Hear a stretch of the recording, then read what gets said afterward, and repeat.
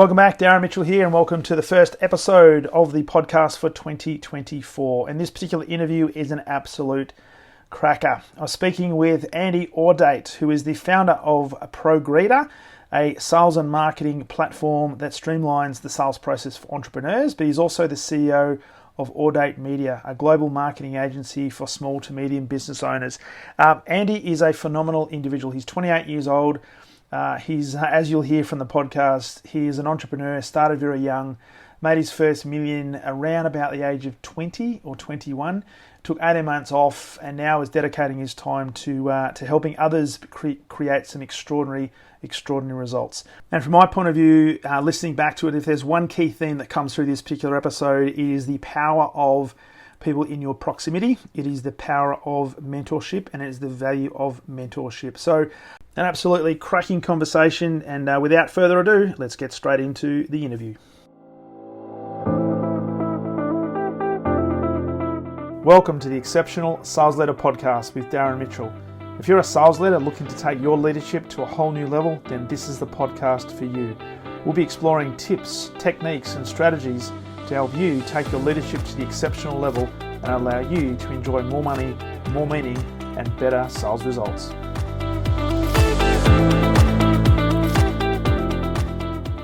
Welcome back to the Exceptional Sales Leader Podcast. This is the first one for 2024. So I have the absolute pleasure of speaking with Mr. Andy Audate from, I hope I got that right, Andy, Audate. You can probably get fix that up for me. Man, I heard Audate. I had one guy said to me, he said, I'm just gonna call you audacious. Like just go after.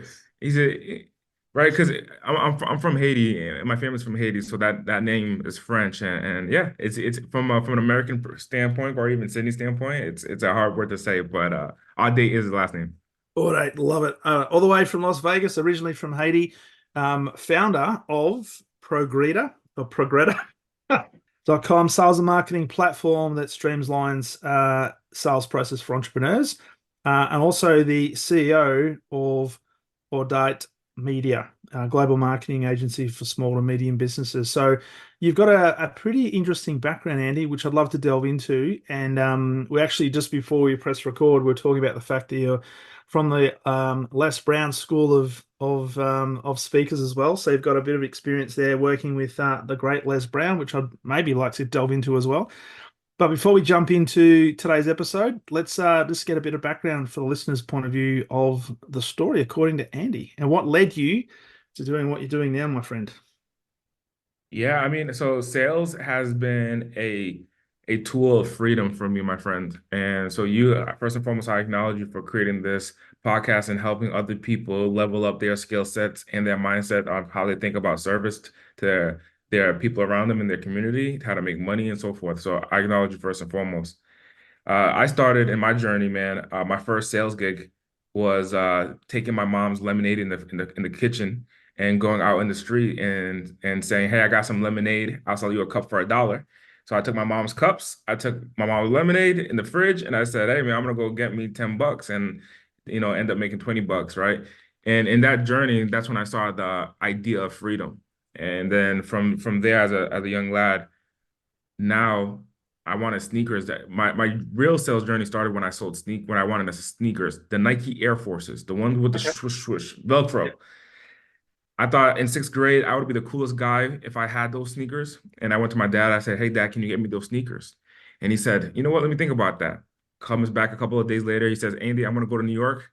Do you want those shoes?" I'm like, "Yes, get me the Nike Air Forces. Here's my size. I want the black ones. This is going to give me game at school in my 6th grade class." He comes back and he doesn't have the sneakers. I said, "Dad, what happened with the sneakers?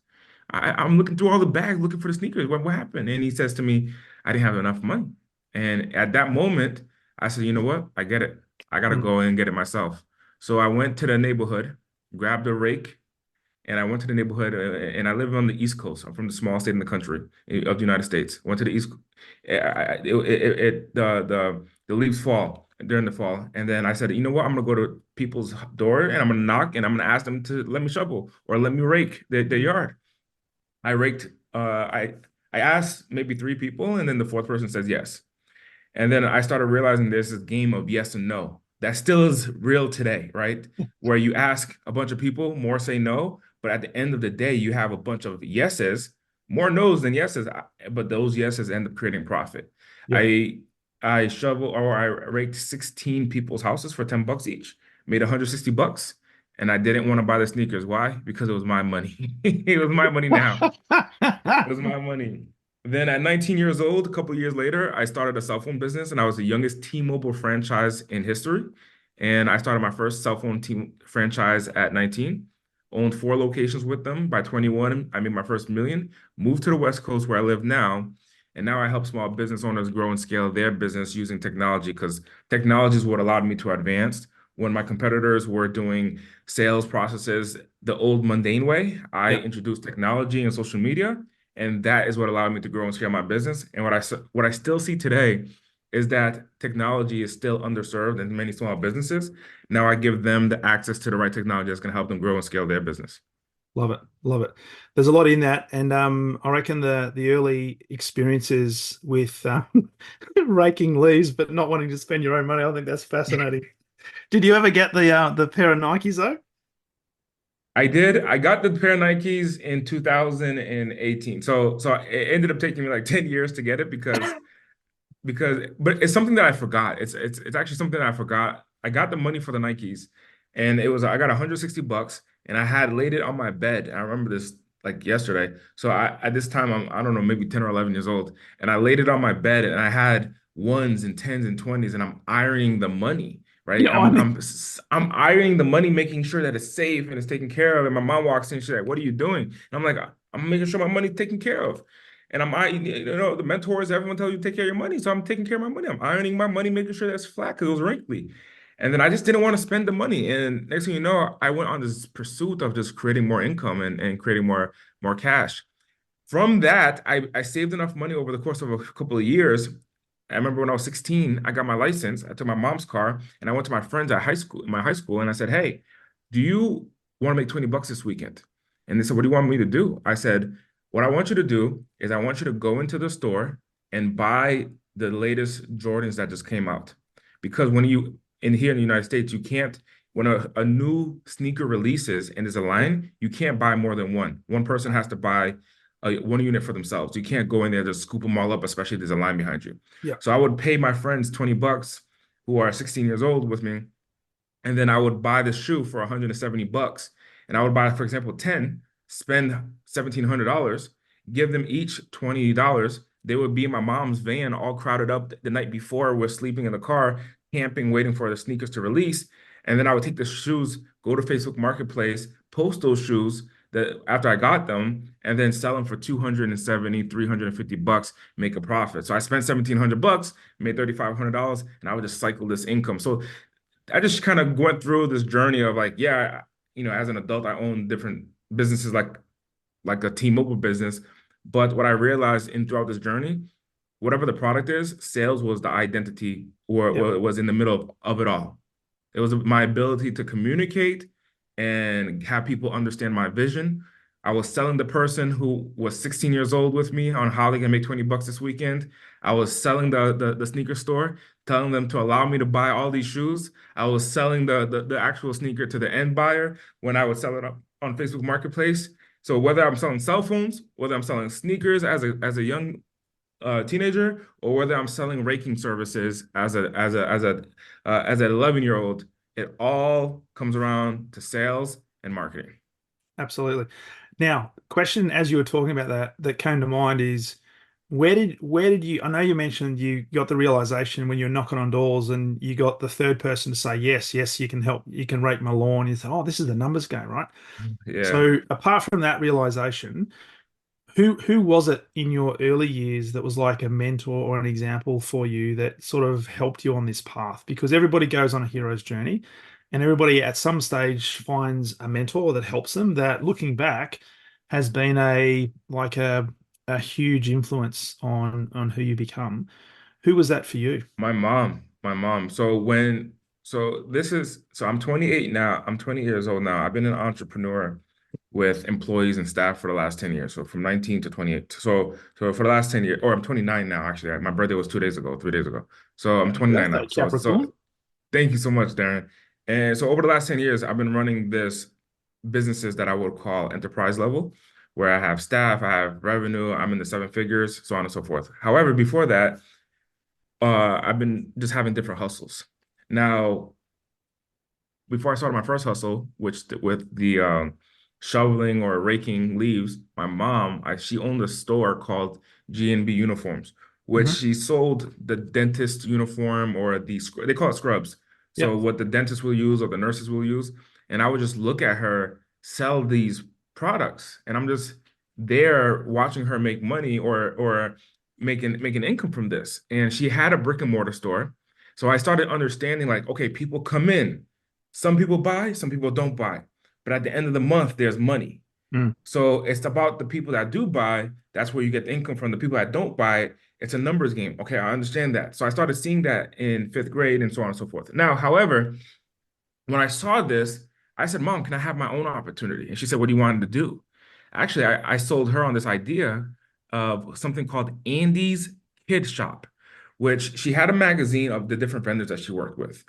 And I said, hey, there's novelty items, there's jump ropes, there's jump ropes, there's flashlights, there's like there's candy in this Yep. magazine. She would completely surpass that and go to the adult products, which is her product that she was selling in the store, the scrubs and so on and so forth, in the same magazine. I said, can I buy these items, the toys and the novelty products, and can I have this little corner over here in the store, call it Andy's Kid Shop? Because I saw that when an adult came in, they always had a kid with them. Many Yep. times, the mom, who's the nurse, had a kid with them. So I would say, hey, let me sell to the kid. Let me sell to the kid. I'm a kid. I'll buy this. Let me sell to the kid. Not realizing that kids don't have money, right? But I said, let me sell to the kids. Actually, still to this day, I don't know, what's that, 16 years later or 15? I don't even know actually, how old would I be? This is 20 years later. So Wow. almost 20 years later, it's still in my mom's garage because I never sold enough. However, So, However, that's when I started, my friend. That was a journey, and we had Andy's Kid Shop right next door. I ended up running a barbershop, working at a barbershop, and my job was to sweep the floor. And then I started realizing how transactions were made. At one point, I was a barber and I was cutting people's hair for $10 a pop, and so I've done a lot under the sun, man. I understand income and capitalism to its umpteenth degree when it comes down to being young, being a hustler, and going out and get it by any means necessary. I've done that. well, you've been a barber.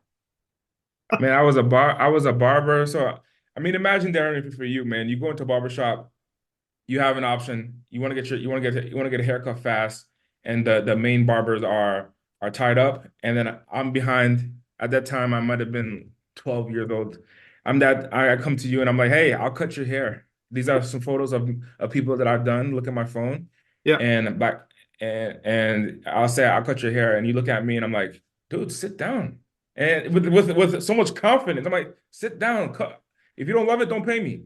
And then you're like, okay, okay. And you sit down, I cut your hair. And then now you see these four adults in front of me. And then I'm in the back in my chair. I got my own session, my own section, cutting up hair. And then, if you're in line waiting and you see this man walk by with a nice haircut, you're gonna say, you know what? I might as well get it done by the 12-year-old.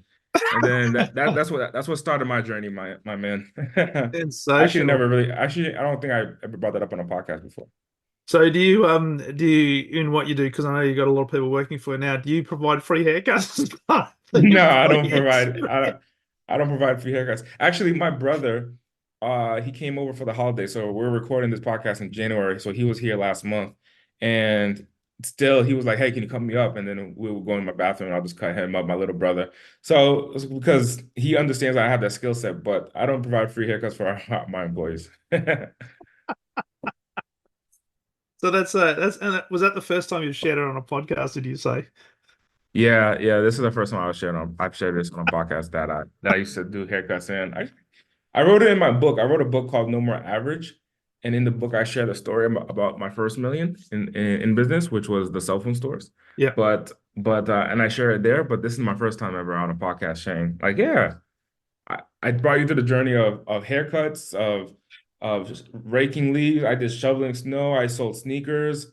I sold Andy's cars. kit I sold store. computers. The kid shop, yeah, the kid shop, the whole 9 yards, man. Just been a hustler since I can remember, man. So with that, a lot of people are listening to this and thinking, okay, uh, everybody on the planet is in sales, whether you're selling a physical product, a virtual product, an idea, yourself, whatever the case might be. Um, but Andy, I don't have the skill set. It takes me a lot of time to learn something. How can you like go into a bit more detail on the barber shop? You're working for a barber. Surely you would have had some training in order to be able to cut hair. Now in Australia, most people go through, I think it's a 3-year apprenticeship to become a hairdresser, right? Yeah. You're 12 years old in a barber shop, and as you're saying that, I'm thinking, I'm looking at things from like the movie The Blues Brothers, right? You go into Hmm. the stores, and there's lots of this fantastic music, and all the brothers are there and stuff like that. But if people are listening to this and thinking, well, I need to have a skill set, I need to learn technique. Because what it sounds like is you're a fast mover. You don't think about stuff a lot. You're an action taker. And an action taker in sales is really critical to be able to get some momentum. And then, so I'm not, without putting words into your mouth. Are you an action taker first and you build the skill set and the competency as you take action? Or is there a bit of work you have to do up front so that when you do take action, you maximize your opportunities? So I think that there's a framework to success that a lot of people don't understand, the value of mentorship. When I was running a when I was a barber, I'm talking about 12 years old. That means at 11 years old, I worked and I swept the floor. So if you look at the journey, I was sweeping the floor of this barber shop, and I'm looking at the barber who's running this business, and I'm looking at his skill set. I'm asking questions, I'm understanding. And then I developed that skill set through practice where he guided me. So then I started cutting my own hair, cutting hair, and I ended up being good at it. Then I left that industry because you only, $10 a pop. There's only so much money you can make, man, and $10 a pop if it takes you an hour to cut someone's hair, right? So I left that industry, and then I go through different industries, but then one of the industries was the cell phone store. Well, I was an employee working at a cell phone dealership, working with a small franchise. At the time, he had 10 locations.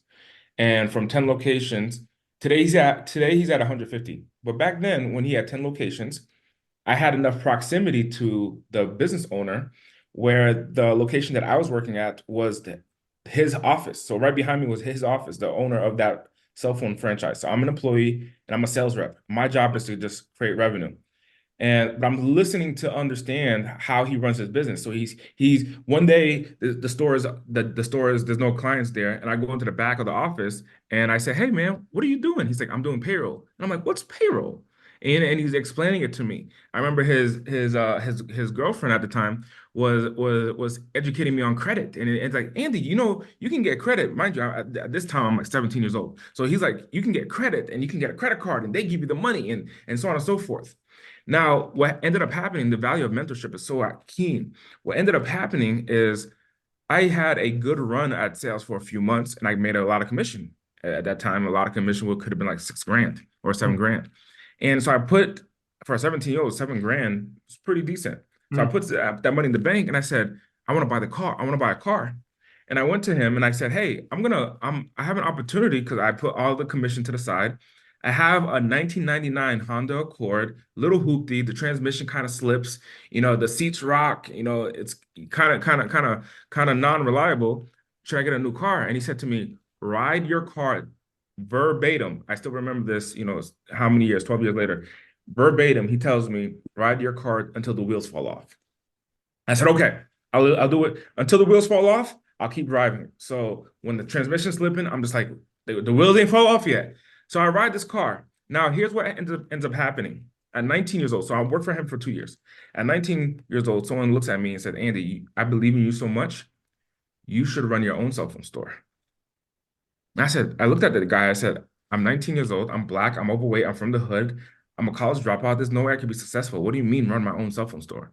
Sometimes you got to take on someone else's belief before you take on yeah, yours. yeah. And so I said, run my own cell phone store. And he said, if you decide to run your own cell phone store, I'll come and I'll work for you because I believe in you. And I said, shoot. So 2 months later, I quit my job and I started my own cell phone store.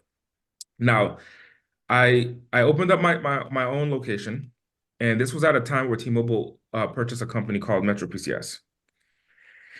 And so I went with my ego and I just opened up my own location. And the first 6 months, my business wasn't operating financially profitable. For 6 months. Come to find out, I didn't know that sales and marketing was a need. I thought it was just sales. Mm. When someone comes in, my ability to convert that person. What they had on my previous job when I was running the cell phone store was they had a system to get people to walk in. Yeah. Flyers, advertisements, callers, and then I was just a salesperson that when they came in, I would just convert them. So within 6 months, I realized that I went back to my old manager and I said, "Hey, can I partner up with you? Can we partner up on some locations? And I'll do the work. You teach me the business." So essentially, it's a win-win because he's gonna get additional stores. He gives me the knowledge. I'll take on all the liability and all the risk. And so I ended up partnering up with him. We opened up 4 locations, and then I made some money. But the reason I made that money is because I had that mentorship. Mm. Now, leaving that business, if you look at the consistency of the story, there's an element where I always learn from someone else and then I go do it myself. Leaving the cell phone business, I left the cell phone industry because I saw the direction of Facebook and leaving brick and mortar to go into click and order. At the time, I'm 21. I know Yeah. I can't, there's not an opportunity for me to be here in the next 40 years. This brick and mortar is slowly vanishing away. And I started seeing that in one of our locations where people weren't going to the mall as much. So I started realizing, like, let me focus on click and order because that's where I can retire at. Yeah. Then I started the speaking. I learned from Les Brown, joined his program, spent time with him, and then I started speaking on my own. In the time of me speaking, I learned from a gentleman who built $100 million software company. I became an affiliate for him. Out of the thousands of affiliates, I was number two. Mm. And I became an affiliate for him where I was packing out seminars and bringing people together, selling their software. And I learned how they built 100 million. They're backed by Goldman Sachs. They're players in the space of software. I learned for a few years between 2018 and 2021. I learned for a few years on what they did to build $100 million software. And I left and I ended up starting Progredo. And I share with the world my $100 million software plan. And so there's a consistent journey of learning from someone, and you're Mm. playing this game of progression where you're learning from someone, taking that information and applying it yourself, and you level up a little bit. What I think that most people fail at is they learn from someone, they apply it, and they stay there for the next 40 years and they never progress. What I've Yeah. known in my journey is learning, leveling up, learning, leveling up, learning, level up. Because the attitude there is there's always another level to get to. You're always saying there's more I can provide, there's more I can give, there's more I can share. There's Yeah, another level of performance. And if you look at all the exceptional leaders, business people, sports people in the world, they all have that exact same attitude. They're never satisfied with where they're at, ever. for sure. So through that process, I know that there would have been a lot of successes, a lot of good times, but also I'm sure there would have been a lot of challenges, a lot of obstacles you would have had to have dealt with. Maybe some really big ones, maybe some small ones, maybe some annoying ones.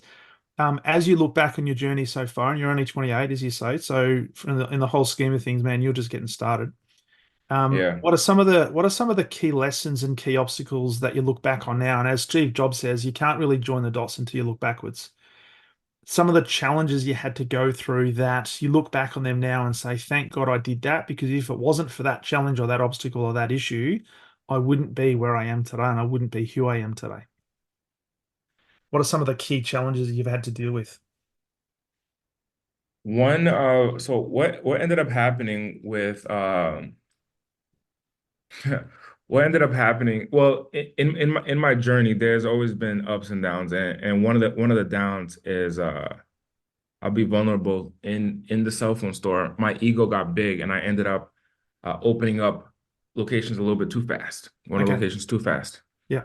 Now, inside of the T-Mobile brand, you can work, and it's been enough years so I can discuss this. But you can inside of the T-Mobile brand, there's different um, there's different networks. Yep. I mean, with all carriers in America, there's a top four, right? You have Verizon, you have Sprint, you have AT&T, and you have T-Mobile. Now, what ends up happening is different brands. So, for example, inside of AT&T, right underneath it, there's their prepaid brand, which is called Cricket Wireless, Hmm. right? And then there's a bunch of other brands. So when I opened up with T-Mobile, I saw an opportunity for a demographic that T-Mobile didn't see. And I wanted to go towards that demographic. And I opened up a different brand that was under T-Mobile, but a competitor to the core brand that I started off with. Okay. And when I opened up that location, the leader of the brand that I was working with didn't like that because it was Right. messing with their numbers, right? Because although I'm winning in it because I have both locations, if they don't like this one, they can go to this one. Now, T-Mobile as a whole is going to be winning regardless. Yeah, absolutely. But the leaders of the brand number one is like, hey, dude, I can pull you out.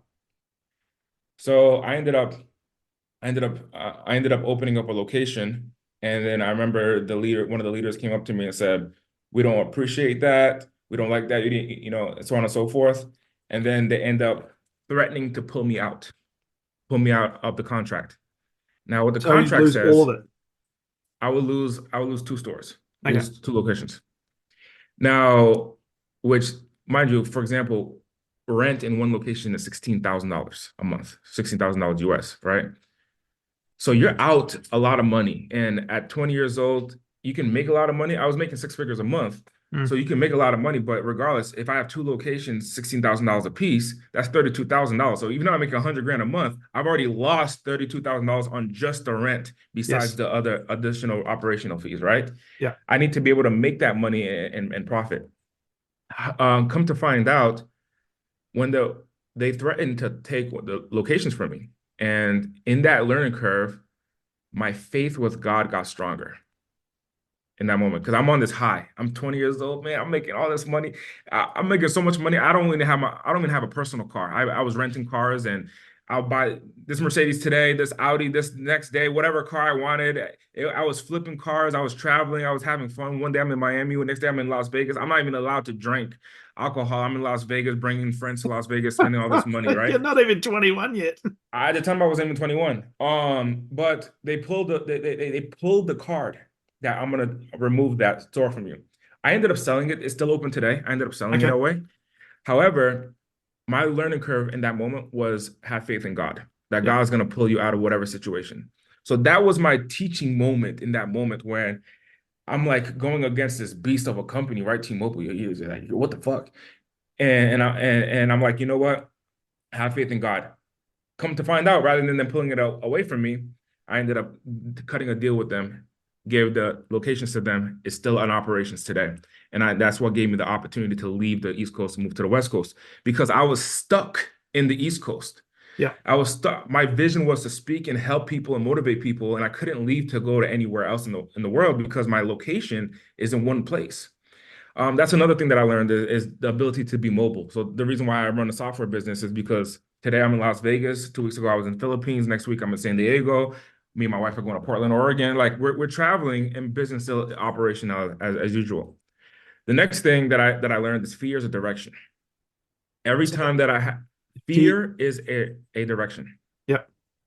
You So know tell me more those about moments that. where what I mean by that is every time that I've understood success or created success, there was a pivotal moment where there was like a fork in the road. I can go into this direction that makes me comfortable, such as go get a 9 to 5 job, don't take the risk.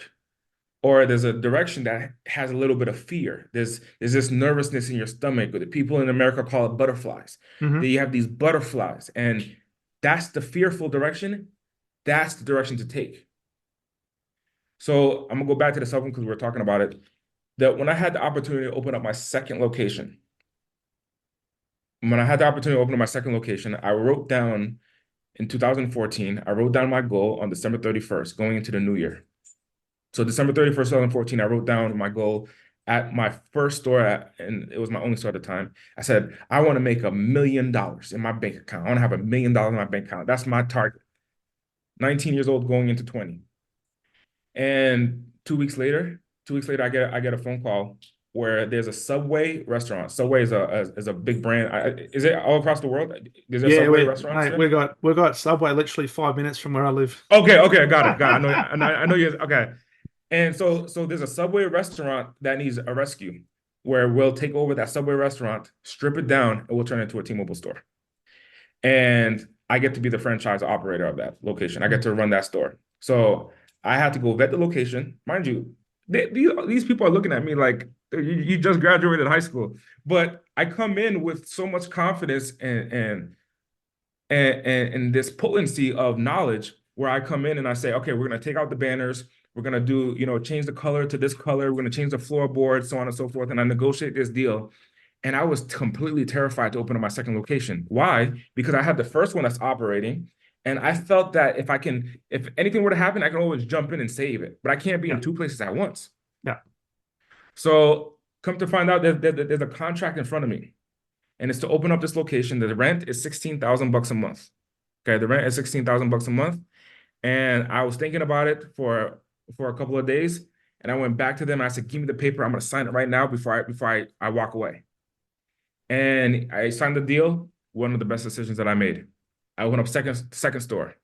Then there was an opportunity for me to open up an additional 2 more stores in the malls, the top malls in the state. Open up those locations. Every single time that I opened up the location, I was fearful, I was scared, I was terrified, and it proved out to be right. December 31st, 2015, I made my first million. That's when I took that money. And then in 2016, I let go of the locations and I moved to the West Coast. And that's when I retired for 18 months. And during that retirement, that's when I started to learn how to speak. I traveled with Les Brown and I was pouring into other people because I didn't need the money. I made enough. Yeah. I was pouring into people for a year and a half. And that's what got me my start in my speaking journey. Wow. So what do you say to people that say, oh, Andy, you got lucky.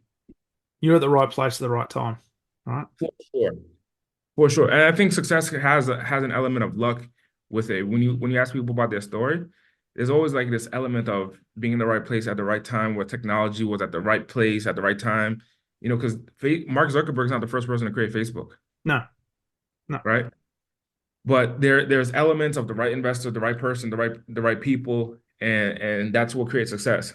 Success when it's not that I was lucky per se, I would say that I was consistent. Yeah. And it sounds like you also had good people who you listened to, you observed, you were curious, you asked questions about. So the keeping people who are your mentors close to you that you could watch, observe, ask questions, model. Even the mentor today that put me onto the cell phone business, I'll go to the East Coast. He travels a lot more because he has 150 locations throughout the world, throughout the country now. But whenever he's in town, we still get an opportunity to meet and connect. And all my mentors over the years, I still have a pulse or a relationship. However, I realize that it is a game of building relationships, keeping relationships, and elevating with knowledge.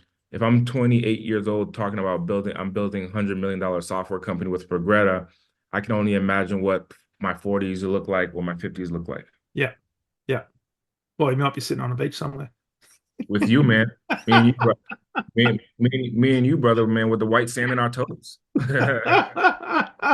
Eating Subway and maybe free haircuts. Hey, man, you never know, man. Give me me and you eating some Subway. I'm cutting your hair, brother. Come on. Why are you doing a sales presentation? Love it. Love it. Hey, love to know as we move forward into 2024. There's a lot of stuff you've covered today, and there's a lot of great teachings and great experience that people can take away from this. And in terms of, just in sales, whether you're selling shoes, whether you're selling mobile phones, whether you're selling ideas, whether you're selling software, whether you're selling ideas, yes, it is a numbers game, but there's a lot of it around mindset. And you mentioned having proximity to mentors. You also talked about your faith, and there might be people listening to this who are not religious per se, but it has to be. You've got to have a deep-seated belief in your capabilities. And also, I think you mentioned also before that, if there are people that believe in you and you're not quite there yourself, take the belief that person has in you and run forward with that. For sure. Yeah. It's absolutely critical. So as we look forward in 2024, and if you listen to a lot of the, I guess, the experts in finance, is going to be another tumultuous year. From a selling perspective, from your perspective, running your businesses, what are you looking at in some of the key skills that we need to have as salespeople, but also as sales leaders? Whether you're in a business running a sales team, whether you're in your own organization trying to expand that organization, what are some of the key skill sets that we need to grab hold of and get better at in order to maximize our potential this year? I think what's underserved is the use of technology in the sales process. And when we look at technology, first and foremost, sales is a relationship game. That's what sales Yeah. is. So you're building and maintaining relationships and painting a picture of what your product or your service can do to give value to your end user, your customer. Now, if you can use technology to convey that, it's going to make it a lot easier for you, but it's not even about just the easiness, it's going to make it available. And so what I mean by that, if I'm interested in buying a car, if I contact a sales representative of a car dealership, like for example, I bought a Mercedes Benz. I bought him when I bought my Mercedes Benz, I walked into the dealership, a gentleman approached me, built a relationship with me. I see his kids, he showed me pictures of his kids. I'm like, dude, I like you. Yeah. Mercedes is cool, right? Mercedes is cool, but I like you personally. A couple years passed, now it's time for me to upgrade my car. Okay. And I don't contact Mercedes 800 number. I call the sales rep that helped me out, right? And I say, hey, brother, I'm back looking for a new deal and I want to upgrade. Now, if he had the technology to be able to allow me to set up an appointment with him, to communicate with me, I wouldn't be forced to contact the 800 number and give me a subpar experience. Hmm. Because even he, as a salesperson, can have artificial intelligence, follow-up sequences, text message sequences to help me move the sale closer to the value that I want to have. Yeah. The experience that I want to have is make it easier. I'm going to give you another example. I have a service provider that I'm aware of who helps me run, who can do marketing services for me and my company. I reached out to the service provider and I said, hey, I want to pay you $10,000. And this was on December 28th, so a couple of days ago. I want to pay you $10,000 and I want to have you complete the service for me. Okay. Now this person is extremely busy. Yeah. This person, the reason I wanted to pay him the $10,000 on December 28th was because it would offset my taxes, right? It would offset my taxes by a little bit. But I said, I'm ready to pay you the $10,000. Let's do business. He said, yeah, sure. Like, let's get started. No invoice was sent. No follow-up. No ability to book an appointment. I'm the one having to reach out and follow up to him. I end up saying, forget it. Yeah. He contacted me a couple of days later. He says, hey, man, it's January. Like, Happy New Year. You ready to get started? And I'm like, this was an opportunity for December. You're too late on the money. I already spent the money in another area because I was already set on offsetting my taxes anyway for the service. I'll just do if I want to contact you, I'll just do a monthly deal with you where I'll pay you monthly over time now Yeah. instead of you Yeah. paying $10,000. So the value for me, I'm thinking myself as a consumer. The value for me, I wanted to do the deal. I'm excited to do the deal. He's a sales representative. And instead of having the technology to help me push the deal forward to get the value that I wanted, I was relying on his human ability to communicate with me. Yeah. So I think what's underserved today is for sales representatives to utilize technology and use it as a tool to help them in the process rather than a replacement. Like AI is not going to replace a sales representative, but it can help you move the deal forward. And that's what Progretta does in the first place. It's interesting you say that because there are a lot of organizations out there that they almost seem to go out of their way to make it harder for their customers to get access to them. It's like they've got to get their customers to jump through hoops just to get to the right person or the right department.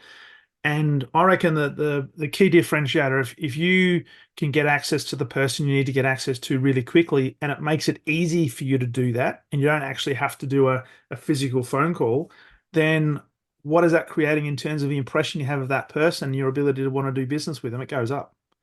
So making Mhm. it easy to get access to you is a key thing. Something as simple as this, man.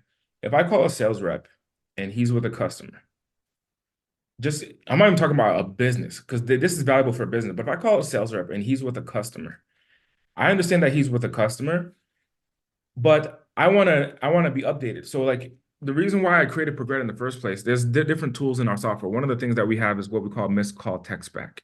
So if you call a sales rep that uses our software and that person does not pick up the call, it responds automatically on upon the missed call and says, "Hey, I'm not available right now." Similar to like what a voicemail would do. How can I Yeah, help?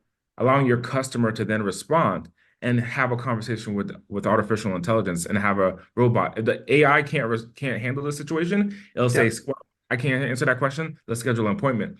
That gives the customer the next step rather than calling the person to pick up. Oh shit, I'm out of luck, man. I gotta figure this out on my own.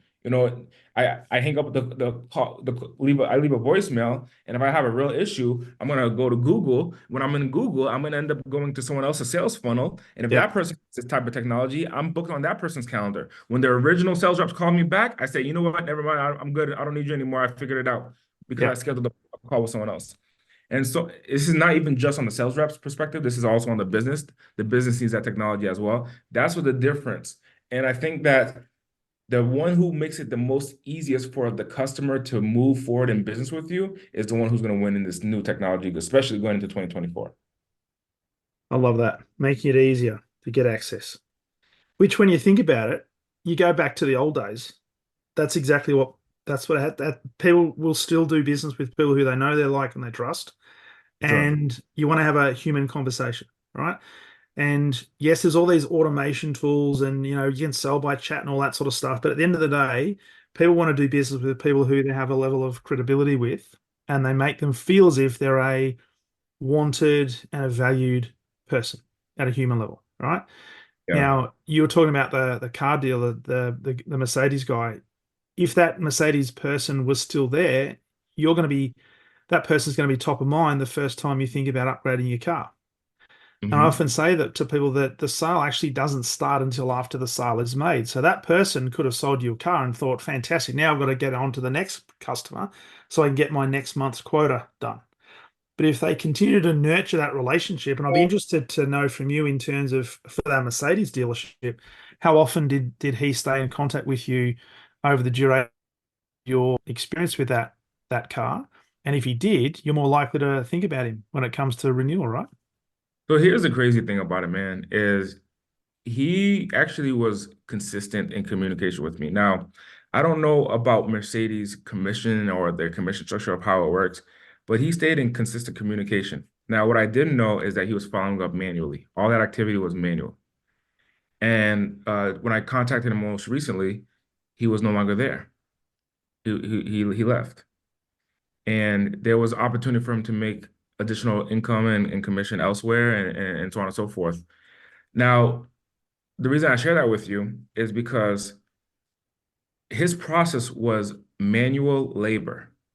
He was following up with me for sure. He was texting me on his cell phone. He would follow up with me on his cell phone. He would call me and leave me a voicemail. Now, because I'm in technology and my software does this, I go to him. I'm like, "Hi, how are you leaving that voicemail?" He's like, "I just pick up my iPhone and I call you and I left the voicemail when I don't have customers." And I said, there you go. That's the problem. The experience that I got that made me come back, that Yeah. could have been automated so that way you can focus on more customers. But instead, you were doing it manual. That's why you didn't get enough commission that you wanted.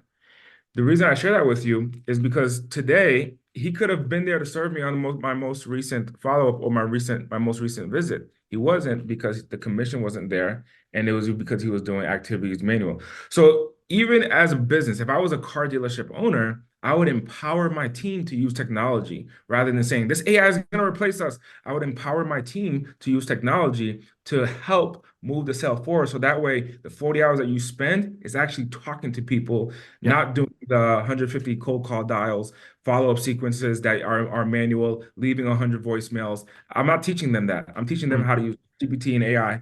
So that way, when they are talking to people, they're talking to live people every single moment that they possibly can in an 8-hour time frame Yeah. during their day. Yeah. Which is outsourcing the stuff that makes sense that if you can get it automated, then do it. As Yeah. long as it doesn't compromise the customer experience and how you make that customer feel. So it needs to be still personalized. Yes, for sure. Yeah. For sure. So Yeah. when like the way the value of the personalization is very important. The same thing that I would do if someone calls my cell phone and I'm doing a podcast, right? If I'm and I'm doing a recording, I would stop this recording for a moment, for a second, and I would glance at my cell phone and I would type in, hey, John, I'm currently not available right now. I'm currently in a session. Can I call you back soon? Or can we schedule a call? Here's my calendar link to schedule a call at a time I'm available. Looking forward to Yeah. talk to you. I would text that manually. What I do is I just now take that same message and I put in my software and I say, hi, contact name. I'm not available right now. I'm currently in a session. Can we schedule a time? Here's my calendar link. Schedule, they can go ahead and schedule themselves. Yeah. Same experience. I just use technology to help me. And Yeah. I think that's the difference between who's going to be able to make it in the next 10 years and who's not. Yeah. Like it. Like it. So technology is the first one. What other key sales skills do you think are going to be top of mind for this Get year? training. Get Yeah, training. training. Get training. If you did good in 1992 and you're like, hey man, in 1992 I had a superb sales year and it's 2024 and you're like, I mean, I got a skill set from 1992. We live in a new world. We live in a new world. There's new technology, there's new advancement. So get around someone who can train you and give you the right advice on how to greet, how to qualify, how to present, how to close, how to follow up, how to nurture, and do that on a consistent basis. Every single morning I go to the gym and I'm training. But because I had a good year when I was 16 in varsity doesn't mean that, hey man, I don't need to train anymore. No, every morning you gotta train. Same thing with what creates income. And if you make income from your sales, whether you're a commission driven person or you run a business, you gotta consistently get that training. I invest tremendous amount of money into masterminds and coaches and so on and so forth. I got a coach for almost everything in my life, and I pay top dollar for it because I'm getting the training so that way I can advance and continue to grow my business and my lifestyle. Yeah. And then the third part of that is I'll just add to it is mentorship. So the training and making sure you got the right people in the right places, giving you the right level of advice. For sure. But pick that very, very carefully. Yeah, and choose and pay top dollar. I'll give you an Yeah. example. Uh, Not only it's not about you don't want to cut around for a deal when you're talking about something that's gonna advance you. If you're buying furniture, get a deal. If you're buying furniture, That's get a deal. right. Save $100 on a piece of furniture. But when it's like, would you want to ask for a discount or a deal on brain surgery? Like, come on, doc, man, you could do it for a 50 grand less. Come on, man, hook a brother up. Like, you don't want to do that. Same thing with your mentorship. Same thing with your coaches, with your trainers. You want to pay top dollar. I'll give you an example. My fitness coach is $6,000 a month. And my coach has a different body type than I do. My coach is probably 20 something years my senior. He is a different complexion. He's the opposite complexion of me. I'm black, he's white. He's been skinny or been fit his whole life for the most part. Yep. Now, is he helping me? For sure, he's helping me. Now, there was a gentleman I saw on social media that he had almost an identical body of mine. He's black, he's young, and his chest was big, like my chest is big, his stomach was big, like how my stomach was big, right? So when I started my journey, I wanted to invest. When I contacted my current coach, he said it's $6,000 a month. The person who was most likely that I thought would give me the most value, he said it was $70 a month for coaching. 70, 70. $70 a month. $70 a month. So I was attracted to by his results, but I was repelled by his offer. Yeah. I was attracted by his results, but I was repelled by his offer. And so I said, if it's the same thing that you would do if you got a Mercedes Benz and they said it's $70 a month. You say, what's wrong with it? You know what? Never mind. I'm not interested. Right. So when I see that, you want to pay top dollar. So I could go to the $70 and say, oh, I'm getting a good deal. No, hell no. I didn't even entertain it. I literally said, hey, good luck on your journey and I hope you do well. And I went to the other coach and I said, this is quite an investment. You know what? And I went through the normal sales process, like, ooh, this is going to be, I don't know if I should do it. Let me think about it. Let me talk to my wife. Let me talk to my puppy. Let me talk to my accountant. Let me talk to this person. Let me talk to my mom. Right. But I went through the normal, but at the end of the day, I did the deal and I knew I was going to do the deal. Right. So I've been with that coach for a while now. However, pay top dollar because you're gonna get top results. Yeah. So I pay top dollar, and as I look in the mirror, I feel more comfortable. I'm doing races. Me and my wife got a Spartan race. We just did one a couple of weeks ago in Arizona. We got another one coming up in March. You I'm say a doing a Spartan race? Spartan race, obstacle race. Spartan. Okay. Obstacle race. So where you're in the mud, you're in the mud and you're running and what do you do, baby?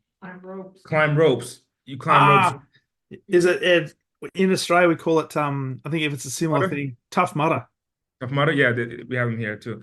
So same When you idea. said, sorry, mate, when you said Spartan, I'm thinking abacus. I'm thinking chariots. Yeah.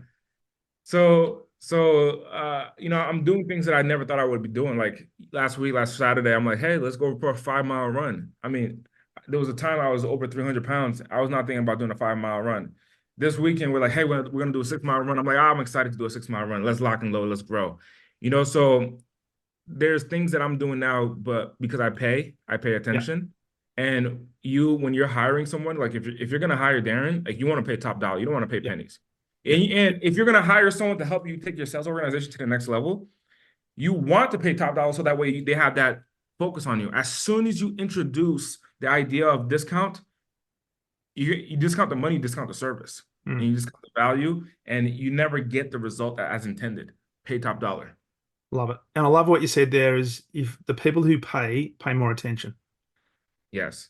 And you're gonna get the value. And it's all perceived value, but as a service provider, you got to make sure that you're providing value over and above what that person is going to be paying you for anyway. So that's on us as a service provider. Brilliant, For love it. sure. So as we wrap up, my friend, this has been nearly an hour, so I'm very appreciative of your time, given it's Thursday afternoon, nearly 3 o'clock in Vegas. Where can people learn a little bit more about Andy, Progreda, and also Audate Media? Where's the best place to Yeah. connect with you? If you just go to andyaudate.com, ANDYAUDATE.com, you'll learn more about Progress. You'll learn more about automating your sales process. And I think that's the biggest key for me. I had a sales team of over 25 different people that their job was, they're considered what we call business development representatives. And their job is to cold call and set up appointments and so on and so forth. We replaced a large portion of that team with technology. And it's not that, and we're able to staff those people into higher skill set Yeah, opportunities.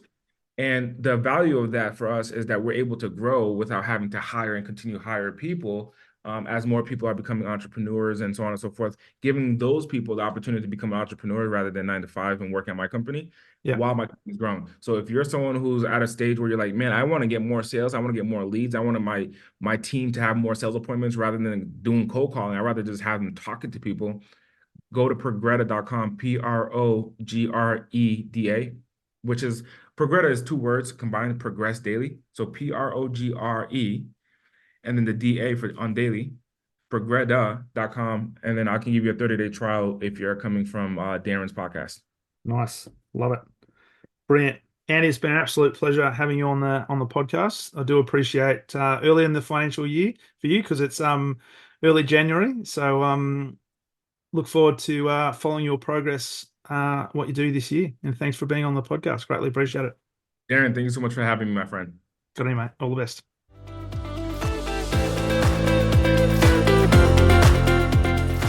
Thank you for listening to the Exceptional Sales Leader podcast. I trust the information in this episode has been helpful in your journey towards becoming exceptional. And remember, please take the time to rate the show, subscribe to the show so other people can find it. But also, if I can help you, jump on my calendar, go to leadwithdarren.com and let's have a conversation about how I can help you along your journey to being exceptional.